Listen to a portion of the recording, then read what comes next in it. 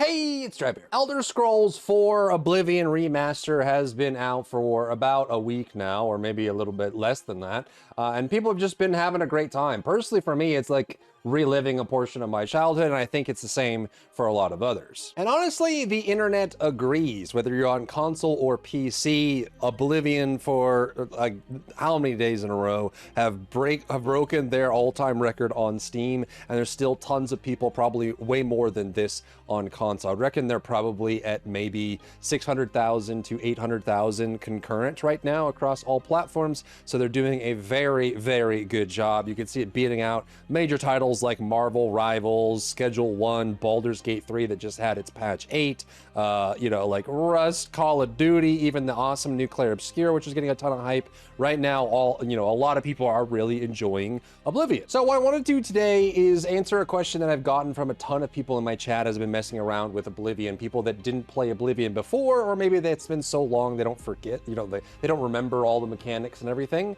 What I'd like to do today is go through 7 build ideas with a little bit of a prompt to get you started for your playthrough in Oblivion, with most of the kind of basic decisions made for you, so you can figure out a good starting or lifting off point with a play style preference and kind of like an RP prompt that you could use to use that build. And we'll have it all on screen and down below in the comments and description as well. So if you're looking to start a new playthrough in Oblivion, but you don't want to like actually go through the process of, struggling over the details on how to make a class or playstyle, I've got you covered. Starting with the first build, and this one I think requires a little bit of understanding on how to manage your magicka, your mana, the blue bar, but this is going to be a pure caster build. And I think this is actually super fun because not only are there a ton of spells in the game of various different schools of magic, you can also create your own spells by combining different effects and spell bonuses, and there's enchanted items that help with that as well. So I think there's actually a really cool build that you could go for that we'll call the Grand Wizard. Now for this, you would use exclusively spells and staves, so items that are charged up, but nothing that's like melee or martial. And I think what's cool about this, and one thing that I would encourage you to do when you're going through and playing through Oblivion, it is a large world. There's a lot of different quest lines and things that you can uncover, decisions you can make, and different ways you can solve every problem. You could lockpick a lock, you could go around the lock, or you could cast a spell that unlocks it for you. You can do all kinds of things. So for this specifically, I think for the Grand Wizard, what you'd want to do is actually just go through all the schools of magic, focusing primarily on destruction. So you'd be casting a lot of spells. So I have on screen the major skills, the favorite attributes, the suggested race and birth sign, and some descriptions on it. For this, I would recommend going High Elf. You can also go Breton if you want. Both High Elf and Breton have a bonus to your maximum magicka pool, and you're going to be casting a lot of spells, and so you want to have a large maximum pool. Most magicka regeneration in Oblivion is percentage based, which means the more magicka maximum you have, the more actual true magicka you're getting from regeneration. So maximum magicka is very important. Then we're going to run intelligence and willpower. The willpower will be giving you some regeneration. The intelligence is maximum magicka. And then for your birth sign, I would recommend the apprentice. There's 3 that give you 50, 100, or 150 magicka recover. However, I think for this build, you could go Atronak, which gives you a lot more magicka, but you can't regenerate from willpower. It kind of makes willpower redundant in a lot of ways, but I think for this you would really want to do intelligence willpower with apprentice just for the maximum magicka, and you can solve all the other problems with alchemy as well as enchanted items and things like that. So first, let's talk about how you're going to solve your magicka or mana problem to regenerate. You're going to want to pick up alchemy as one of your primary major skills, and then there's 2 ingredients you can get very easily at the beginning of the game. Combine them together to make an insanely strong restore magicka potion. You can make a ton of these very quickly and easily if you know where to look. And these will give you shield on self and restore magicka on self as well with recovery. And keep in mind that you can actually stack these. So if I spam this real quick and then we go to our effects, you'll notice here that we actually have a large amount of magicka stacking together. So actually like right here, you can see there's like all these different restore magicka effects going on simultaneously. So you can stack all these together, have a whole bunch of potions going, and so that would be your easy way of solving the magicka problem. So right as you exit the part of the game, you should at least have an alchemy set up, and later on you can add in more alchemy items to make the alchemy more effective. But what you're going to want are flax seeds as well as the bog beacon asco cap, and these are very easy to farm. So first, let's talk about flax seeds. You will spawn here at the exit of the tutorial in the Imperial Prison Sewer, and you will have access to limited fast travel. Like, you won't have everything explored at the beginning.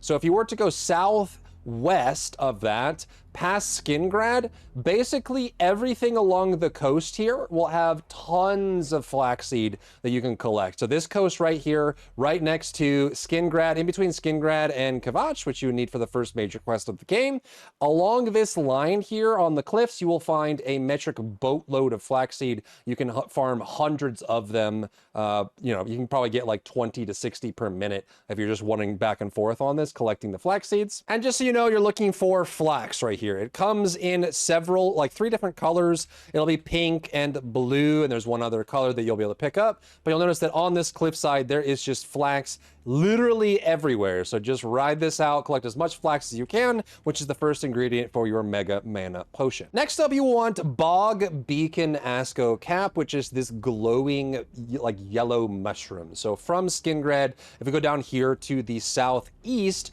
it like basically kind of northeast of Leowin, which is like right here towards the bottom. If you were just teleported here, and you can teleport here again as you exit the tutorial, these are the fast travel points that are available to you right off the bat before you discover others. If you go up here, in this area on the peninsula, in the center area, you will find, again, a metric boatload of the bog beacon, and you can get tons of them here. And luckily, the bog beacon are actually very easy to spot. Like I said, they're like these little Q-tip looking things sticking out of the ground. So here's like, you know, a good 10 plus, another 10 plus. You can find these all over the place in the bog area. You know, again, like right here, just northeast of Leowin, and you'll find a bunch of these. And if you have extra time, you can also grab these green stain cups, which will be plentiful. They're literally everywhere. You can get hundreds of these very quickly, and then these can be made using, you know, for poisons, just for leveling up your alchemy if you want. But all you're going to do is you're going to take these bog beacons here from the ground. You want to go into your inventory, open up your alchemy. Then all you got to do is take flaxseed, bog beacon. You notice this makes a fat restore magicka on self piece, as well as shield on self, which you will need for pure caster, just getting a little extra defense. There are other things you can combine with the flax seeds to get magicka. However, I find this to be the best one because you know, some of the mushrooms that you combine with the flax seed can cause like damage to certain stats and things like that. But this combination is very easy to collect and also gives you a double buff, which is awesome. So you can end up with tons and tons and tons and tons, and look at it, look at all these potions. This was like 30 minutes of me farming. And so now you can stack these together. What you want to do is just put these on your bar, and then again, since you can have like 4 or 5 of them stacked together, when you get into combat, just pop a bunch of those, get a whole bunch of them going, and then you can just cast to your heart's content. There's nothing that can stop you. You can just spam, spam, spam, spam. Now, what you'll do to bridge the gap on spells is going to be using staves. I wouldn't leave the tutorial without grabbing the Goblin Witch Staff, just because it will carry you for a good portion of the game. And to restore those, you just need to use soul gems to restore them. You can either buy soul gems, or you can craft them with a soul trap if you really want to get some energy there, but you're going to be using a lot of spells. And again, I think this kind of provides a very straightforward but, you know, fun playstyle where you have to solve problems using magic instead of that. And your big thing is that if you feel weak at any point, the levels of magic are fixed, which means that you just need to get better spells. If you find that you're not doing enough damage, or you're struggling a lot, especially if you're on expert or on master difficulty, you may need to, you know, level up your spells, which you can do just by casting anywhere, and then go to the Mages Guild, find vendors, and get stronger spells that you can use to make your caster stronger. For number 2, we're going to extend this just because we have, you know, we just talked about the magicka restoration and things like that, but this one is going to be called the Summoner, and it's focused primarily on conjuration magic. The reason I separate this out is I feel like conjuration magic is its own playstyle by itself, because not only do you have a wide range of summons that you can create, pets and minions of various efficacies and types, elementals, undead, all kinds of stuff, or just demons and things like that, and they all have their own benefits, and they also will scale with the level of the spell. So, you know, the higher, like, expert level spells that you get will summon crazy strong minions, but on top of that, conjuration goes way beyond just pets as well. You can summon any kind of armor for every slot of your body. You can summon any kind of weapon as well. You can do bow, sword, claymore, dagger, mace, all kinds of things, axe. All of these can be summoned, and I think it plays for a very interesting playstyle, focusing entirely on conjuration. So again, the level of the spell matters. If you need extra mana, you can use the mana recipe we talked about just a second ago. And keep in mind that most of the bound weapons are pretty equal to the normal versions. You could just use them. They don't scale off your primary stat. And so what I mean by that is you're not going to be able to use strength to scale the damage of your bound strength weapon. It is based on the ability of that type of weapon, so blade or blunt, and it's based on whatever you're summoning, the level of the spell. Keep in mind that the Bound Sword spell, which summons the Bound Claymore, a two-handed weapon, is one of the best weapons in the game, so you have a really strong top end once you decide to move into that. It's way later on, but if you get the Bound Claymore, it is incredibly strong, and it will carry you through any part of the game if you want to use it. Now, in this case, I would go Breton instead of High Elf, but again, they're very similar. They'll give you a little extra magicka, and you don't really need to have that much recovery, but you should have still intelligence, willpower, main stat. I would run Apprentice with this as well for magic, just because Atronaut can be kind of annoying if you end up doing it that way, and just have enough mana recovery so that you can summon your spells and do things like that. You do, the durations become a bit of a thing, so it is a full-time job to do Conjuration nonstop, which is why I put it as its own thing. You're not really going to be like summoning and switching and doing things like that and then coming back and then casting all kinds of other stuff. It's not as mana hungry as the Grand Wizard, so it's not going to be as demanding, but you will be casting a lot of spells, and especially spells like the high summons that cost a lot of magicka in general, which means you need a large stockpile of magicka to deal with it. But it is a super fun playstyle and one that I would highly recommend. Next up is the Brawler, the hand-to-hand specialist. This is super fun and has some solutions that you have to kind of implement as you go through, but you're basically just using your fist. Hand-to-hand is a primary skill that you can master. It can even go over the cap with certain gear and things like that, and you just have crazy, respectable damage. You're not going to be one-shotting anyone with hand-to-hand as you play through the game, but it will scale to be comparable, and one of the cool things about hand-to-hand in general is that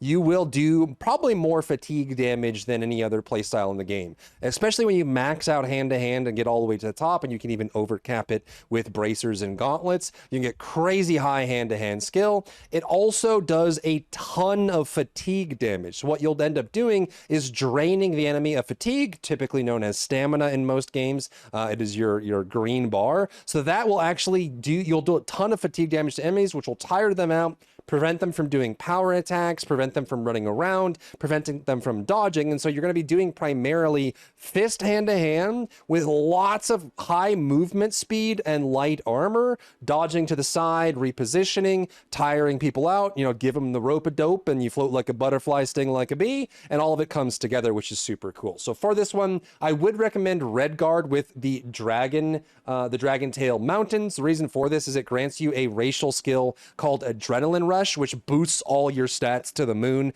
for about a minute once a day. And this can be super useful for a high mobility build like this because it makes you crazy fast. You can dodge around, you can deal damage that way. And then for the birth sign, I would go for the Steed, which just gives you speed. Again, you want to go fast, you want to be the fastest mother trucker on the racetrack, and you also just want to be punching everyone who dares to disagree with you. You have a very strong focus on it. You don't have to worry about holding a weapon, and then there are some gauntlets and bracers that you're going to want to be aware of in order to pick these up. So the bands of Quang Lao you can find in the arena. The gauntlets of the gladiator you can find in a cave right by the tutorial. You can also find like Quicksilver boots or Hands of Midnight. All of these gloves slash bracers will grant a large amount of hand-to-hand skill, and again, you can overcap with that, which gives you a really strong option for just punching your enemies to death. So just beware wary of that. Gauntlets of the Gladiator are probably the easiest. Clear the caves right by the sewer exit. You'll find it in a chest in there. This gives you, I think, 7 hand-to-hand skill right off the bat, as long as you're wearing the gauntlets.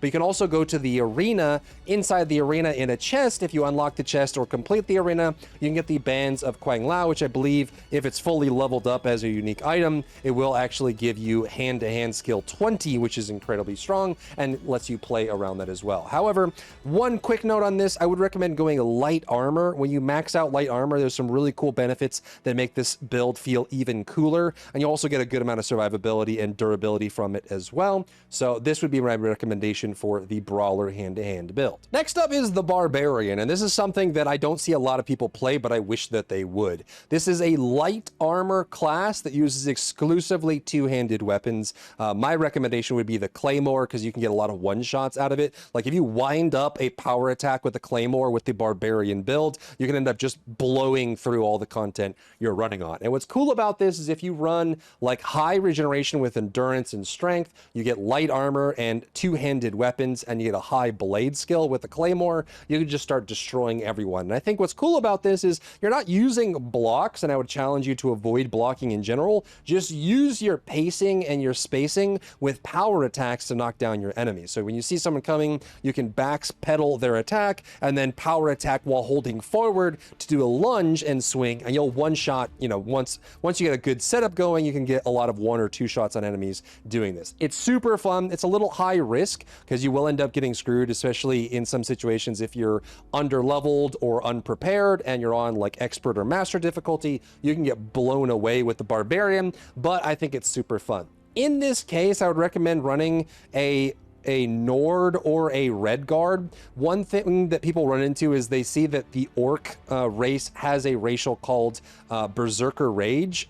It's actually a defensive skill. I think Adrenaline Rush from Red Guard is better for Barbarian in this case, just so you can move around and you have higher stats for damage scaling, versus the Berserker Rage, which is really just a mitigation kind of thing, which fits more in like a defensive strategy. So I think for this, I would run Red Guard with Adrenaline Rush, or Nord, Western Nord, for just the incredible endurance and strength that you can run from that. And then you just run around hitting everyone with a giant two-hander, blowing everyone away, which is really cool. There are some cool options you can pick up for like items and things like that, but I think everything's pretty straightforward. Just focus on the two-hander, running with big power attacks, and heavy focus on light armor and endurance, and you'll have a blast running around with a big weapon that does a lot of damage. An added bonus here is running the Atronak. I like this because it gives you the ability to absorb magic. You can also run with Lord for more defense if you want, or just get some extra strength added in with like the Warrior or something like that. But I think Atronak is super fun since you're not going to be casting any spells. You don't care about the downside that you don't regenerate your magicka, but you get the ability to absorb spells, which negates their effect and their damage. So you have a 50% chance by default without enchanted items, amulets, and rings to just flat out absorb a spell that's shot at you. And I think for a high risk, high reward damage playstyle like this, it ends up being pretty fun to be able to just tank a fireball to the face, take no damage, and charge someone down with a two-hander. Next up, we'll call the Shadow, one of the most iconic playstyles and builds for Oblivion, Skyrim, you name it, is the Stealth Archer. And that's because you get the stealth bonus on bow attacks, and it's just very safe, very fun, very easy. However, I'd like to take this a step further and make this just a pure stealth character. One thing that I don't see people play enough in Oblivion is melee stealth with a dagger, because daggers get crazy backstab bonus to stealth attacks. It is super fun, but also very difficult in some cases and can be kind of rewarding. It's like playing a stealth game like Styx or the old Thief games or something like that, where you're really just trying to position yourself and avoid direct confrontation. You get a ton of really cool gear that plays along with this. You can run Detect Life as an enchantment, which helps you see things. You can run with night vision, and in this case, I'd actually recommend running a Khajiit with the Palatine, just because you get perma night vision and the ability to just see in the dark. which helps you set things up, and it gives you a little bit of bonus to movement and things like that. And for the birth sign, I would run the Thief, because this gives you luck, which is super useful for this, especially the backstab bonuses as well, getting more skill points based on every 10 luck that you get, which is really nice. And you can actually just get some crazy sneak attack bonuses on some attacks. Just remember, your best sneak attack damage is usually going to come from a dagger, so make sure you have a dagger ready to go for your stealth attacks. And then when you switch to regular combat, I would go for like a short sword, just so you're still scaling from agility and scale from that as well, and just set up melee stealth. However, we're going to include marksman in this as well, on top of like sneak, security, light armor, blade, just so you're going to get some really cool bonuses. We just need agility and speed to make this build work, and just try to use melee. However, if you get overrun in some of the Oblivion gates, or you have some really hard encounters that you're running through, just keep a bow on hand, because then you can always fall back on stealth archer if you're really pressed or in a hard spot, as that always works for you. Keep your distance there, and then just try to use melee as much as possible for the melee build. On top of that, what I'd recommend is, I'm not going to explain it or spoil it, but if you ever happen to find a way in with the Dark Brotherhood, if you were to complete or progress that quest line, you will be granted a very, very useful set of light armor that is perfect for this build. So if you happen to encounter anyone who says they're from the Dark Brotherhood, follow that quest line and get that set of armor. Even if you don't stay with them or complete the quest line, it is very useful for this playstyle in particular. Next up is the Guardian, and it's another playstyle that I wish more people would play, and I think it's actually super fun. And the goal with this playstyle is to actually just be the immovable object. You just want to be so unbelievably tanky that you can just stand in front of anyone, take the blows that they send to you, and just dish it back to them very easily. And this relies a lot on maximum block and heavy armor, as well as resistances to magic or different elements and things like that. And you can get unbelievably tanky, which is super cool. You can also do shield bashes and deal damage with your shield, and you can just play around it as well. So what I would use is heavy armor, blocking, and shields to just stay in front of your enemies, smack them up as much as you can. And I would rely on blunt, because there's some really cool things that you could do with the weapons later on that I won't spoil with blunt. So maces, so a mace in one hand, a shield in the other, full heavy armor, and I would do armorer, block, blunt, and you can even throw in things like security, plus athletics or acrobatics, which might help you, or you can even, if you wanted to, mix in a little bit of magic or whatever.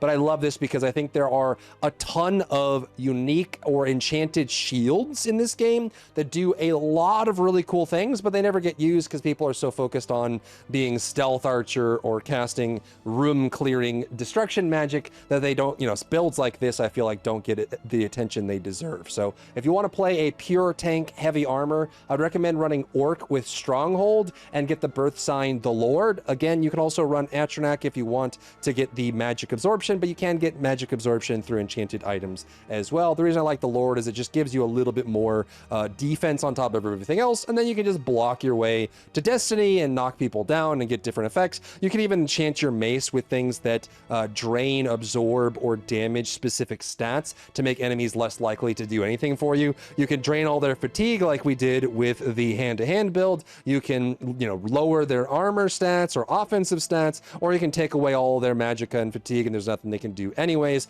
This build is super fun, and I highly recommend it. The last build I'll leave you with is a Spellblade, and this could very easily become a paladin if you wanted to focus more on restoration magic, but this is essentially using a longsword, which is what I would recommend, but you can really use any martial weapon that you want, speccing in enough of the martial skills to have a presence in martial combat, and then focusing on all the augmentation, alteration, buff bonusing, and offensive magic to use a hybrid playstyle. So again, if you want to focus more on destruction magic and alteration magic, this is more of like a Spellblade Magic Knight kind of vibe, where you're just using spells in combination with melee attacks to be able to burn down. And this is super flexible, gives you a lot of really cool options. It gives you ranged options while you're dealing damage that way with your spells. It gives you melee damage if you want to use those specifically. And if you wanted to, you could actually make this a paladin, just make this a little more heavy armor and focus on restoration magic. And you can even work in shield if you wanted to, just to kind of balance that out.